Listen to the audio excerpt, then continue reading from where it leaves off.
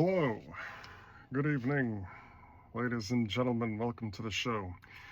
On tonight's episode, we'll be talking about the Morbid Angel album Covenant, released in 1993. This is a signed copy that I have here. I had the band sign this years ago when I saw them. Awesome album as far as the Morbid Angel discography goes, and quite possibly my favorite, although it could change any day of the week.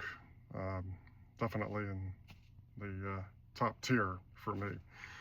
But yeah, no, this album is good from start to finish. It's definitely an all killer, no filler kind of album.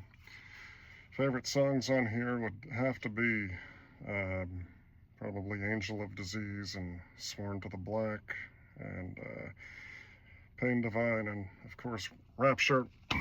And the one thing about this album that I really like is the drum production.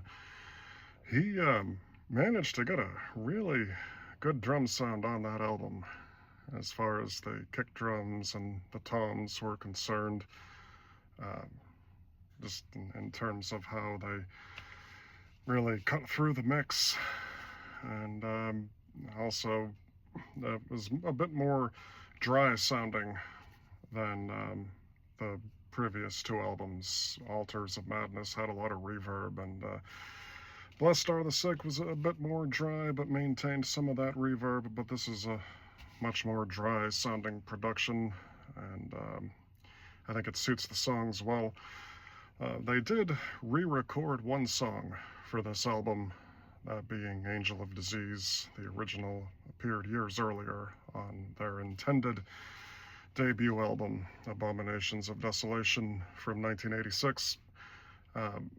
This version is pretty much the same structurally, but it's just been redone and re-recorded. But yeah, on the whole, this album is definitely what a death metal album should be, in my opinion.